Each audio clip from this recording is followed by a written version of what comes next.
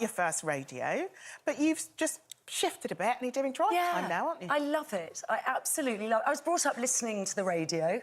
I absolutely love it. There we are at Gold Radio. I started with, of course, lovely Kate Garraway and Mylene at Smooth Radio, and I've just gone next door. Yeah. They've relaunched Gold Radio, which is iconic. It was Capital Gold. Yeah. I love Gold. Yeah, it's great. nostalgic It's for me. amazing. Yeah. And it's very similar to Smooth, really. But we do play a bit of, like, rock and roll as well, a bit of Beatles, a bit of Rolling Stones and loads of Blondie and stuff.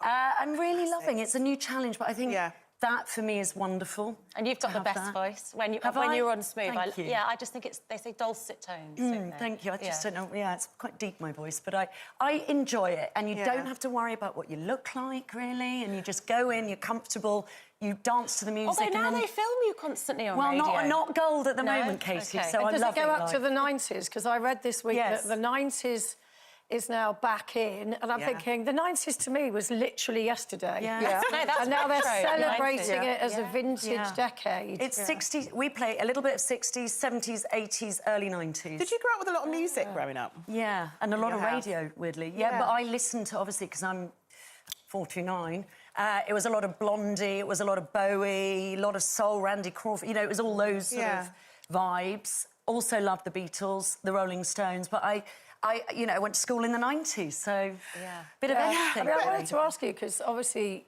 radio is about listening, and the last time you were on, we talked about your tinnitus and the fact that you've got this benign tumour. Give us a little update on what's happening. Yeah, I have an acoustic neuroma. So a couple of years ago, I literally woke up and I couldn't really hear out of my right ear, and I thought, oh, that's a bit odd. And I'd flown the week before. I thought maybe it's not popped. Went to the doctor, and it was a medical emergency because obviously it could be a brain tumour. So they were brilliant. They sent me straight to see a consultant, and it took a while for them to work out what was going on because it was after COVID. But it is called an acoustic neuroma, which is a benign tumour. Happens to many people. Don't know why. And can it be removed? So mine is in the inner ear canal, right in there, and it's very dangerous, sadly. Right. So it is basically inoperable for me. It's not always inoperable. So I am having radiotherapy in November. I'm really nervous. Is that because it's grown? Yeah, it's growing, sadly, yeah. It's growing. So the fact that it's growing is going to impact on your hearing beyond the tinnitus? Yeah. Well, it's dangerous because it's pressing on the brain as well. It's right by the brain. So the aim, I presume, of the radiotherapy is to shrink it to the point that it could then be operated on? No, we hope that it might do the job, zap it. It's quite straightforward. Listen, I am very lucky it's benign. I'm very lucky that it is not huge, but it is the only way of managing it. I've managed it for the last few years. Well, I was going to say, how do you manage it? Because, I've followed you over the years, and I think, you're somebody that's really inspiring when it comes to health and fitness. And to have something like this, it's completely out of your control. Do you know what? It's quite a bizarre situation because, I feel for anyone who has a problem with any sort of sense, their senses, really, because it's your especially job in my job, but broadcasting. it doesn't affect me in my job, TV-wise, or It's socially isolating, isn't it? Socially, and Janet and I were just talking. I find it quite upsetting. So I have to, if I'm in an environment that is not great because acoustically it's not great, I just go home because I can't hear. And I can't hear what anyone's saying to me. I think I do much more lip reading as well. Yeah. But I'm hoping it will not make my hearing better. The tinnitus won't go, but it will make me safe, and that's all I can hope and that's for. that anxiety level, isn't it? It's a medical thing that's out of your control. Growing. I think, that's do you think women cope with tinnitus better than men? I don't know, but I feel for anybody who's going through that or has just found out they've got tinnitus or has been diagnosed with it because they don't really know why they get it. For me, it's more mechanical. It's because of the sound. But for a lot of people, it's very sad. I mean, it takes lives. And I feel very sad because it is always there. It's like a low level or a high level. Mine is... I can hear it, obviously I can hear it now.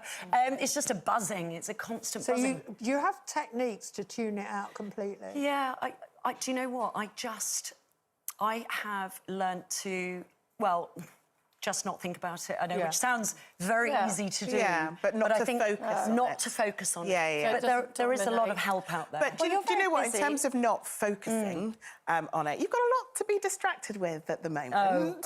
Why'd you say that? Well, because you've got a gorgeous man on your arm. Yes, Don't you? I thought we were going to show a picture of the two of you together. Oh, gosh. There he is. You know. That's a bit smoochy for this time of day, isn't it? Because you've got your two boys, but you've also now got a sort of a stepdaughter. How are you finding it, sort of being involved in life with a girl? Because they're very different. Do you know what? It's wonderful. Because I know I'm a mum of two boys. So for me, I mean, I would have loved more kids, and I always wanted a girl as well, as you know.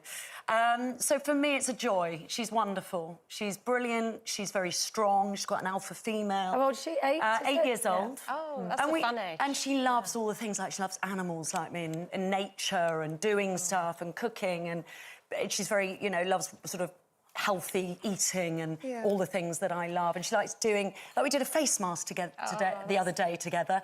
I mean, can you imagine me with my boys doing a face mask? they're like proper, you know, sporty boys. So we were doing a face mask. You met your partner through sport, didn't you? Yeah, he runs sports events for charities and individuals, and one of those individuals was Kenny Logan, Gabby's, my obviously best mate's husband, and it was for motor neurone disease. My name is Doddy, and he was running the event, Darren, and I thought, he's quite nice, and I didn't say anything. I think I said to Gabby, she went, she always know, we've known each other for, like, you know, more than 20 years, 25 years.